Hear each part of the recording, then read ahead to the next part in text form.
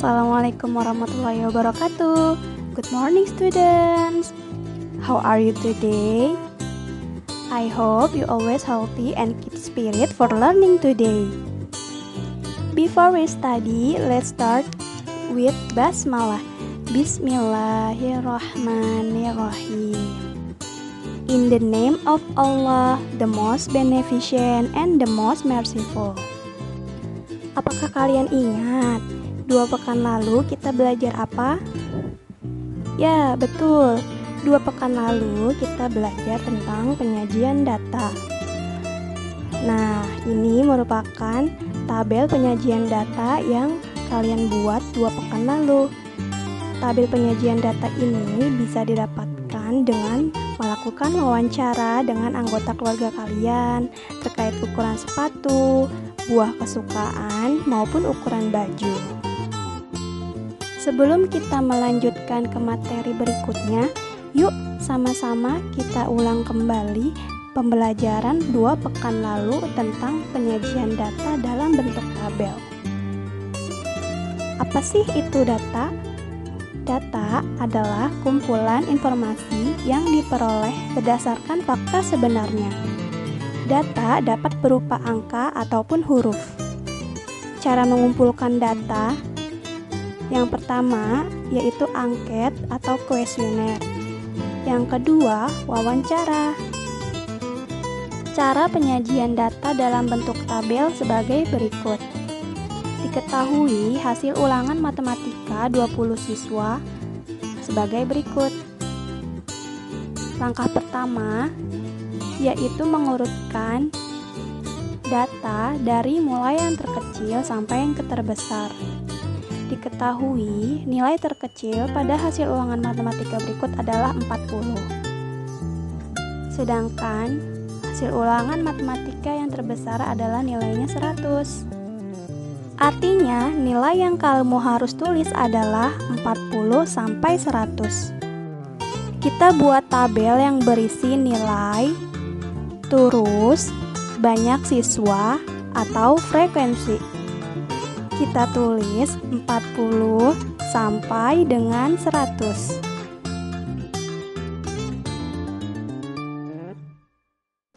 Kita perhatikan, banyak siswa yang mendapatkan nilai 40 adalah 1. Kita buat turus 1.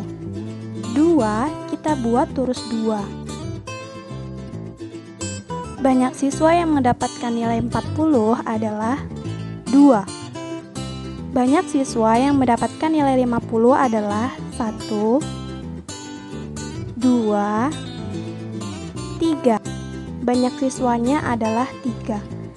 Banyak siswa yang mendapatkan nilai 60 adalah 1, 2, 3, 4, 5. Setiap 5, satu turus kita ikat. 6. Banyak siswa adalah 6. Banyak siswa yang mendapatkan nilai 70 adalah 1, 2, 3. Banyak siswa yang mendapatkan nilai 70 adalah 3. Banyak siswa yang mendapatkan nilai 80 adalah 1, 2, 3.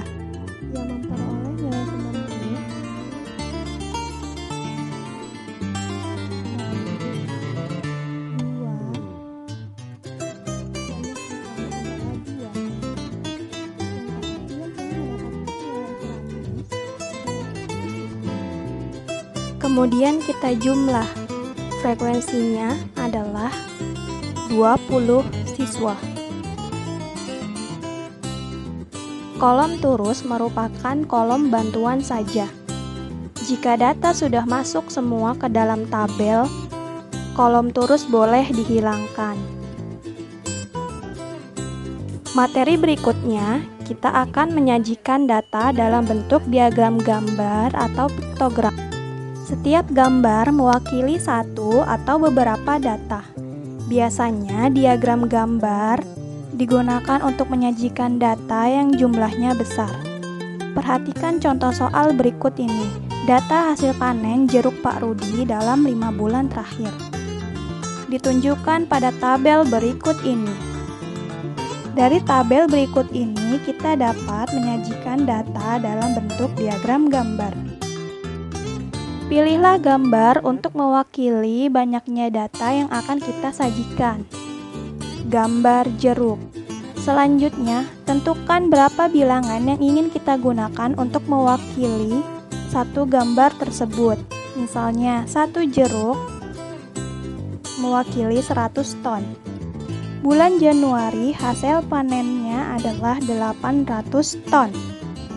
Berarti kita gambar buah jeruknya sebanyak 8. Karena satu buah jeruk itu mewakili 100 ton. Bulan Februari hasil panennya adalah 1000 ton.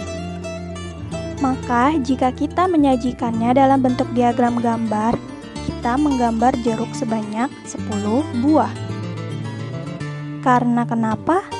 Satu jeruk mewakili 100 ton.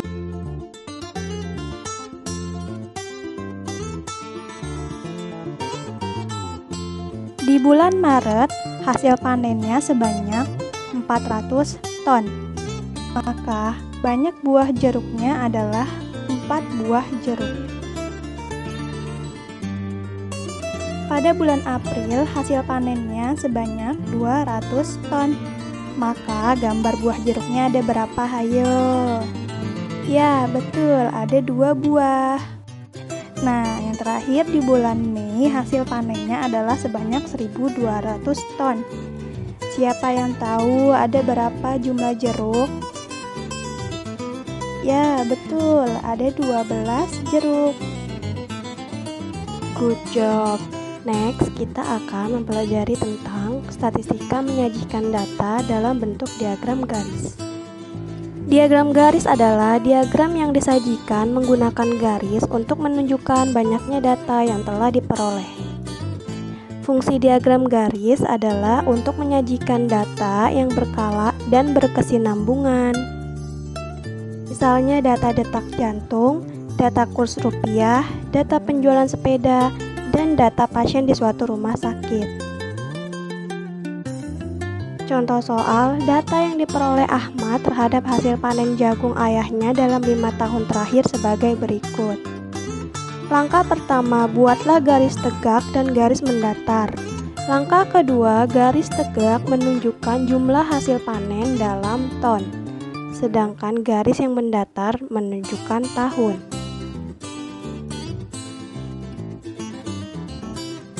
Berilah titik pada pertemuan tahun dengan hasil panen sebagai berikut.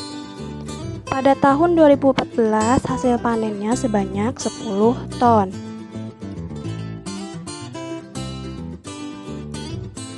Kemudian, pada tahun 2015, hasil panennya 15 ton.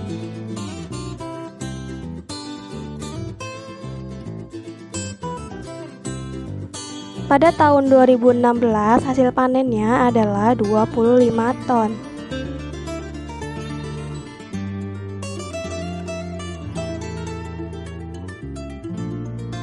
Pada tahun 2017, hasil panennya adalah 20 ton.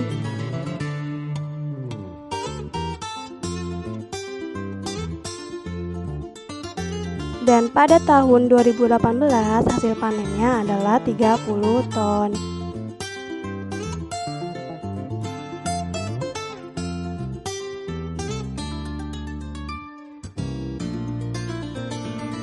Selanjutnya, hubungkan titik-titik berikut dengan garis.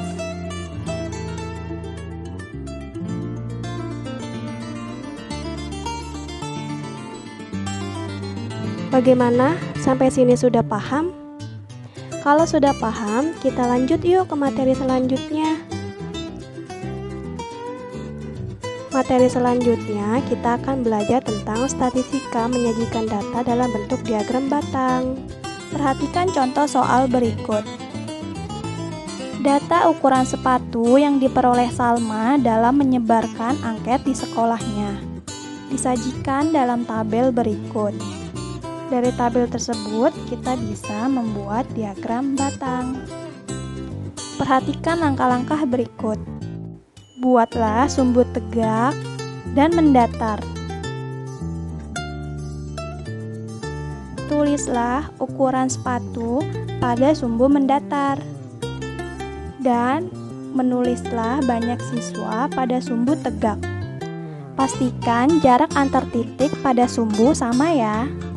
Gambarlah batang pada ukuran sepatu setinggi banyaknya siswa. Sesuai data pada tabel berikut.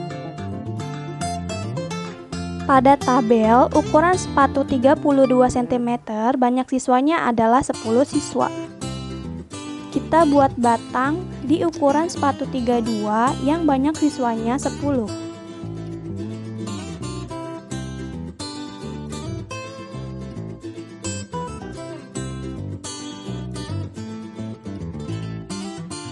Kemudian ukuran sepatu 34 cm, banyak siswanya adalah 20.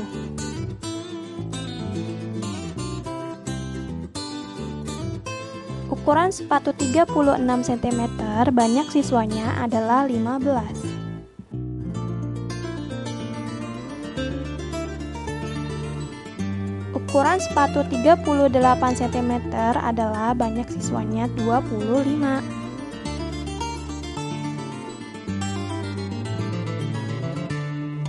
Untuk ukuran 40 cm, banyak siswanya adalah 20.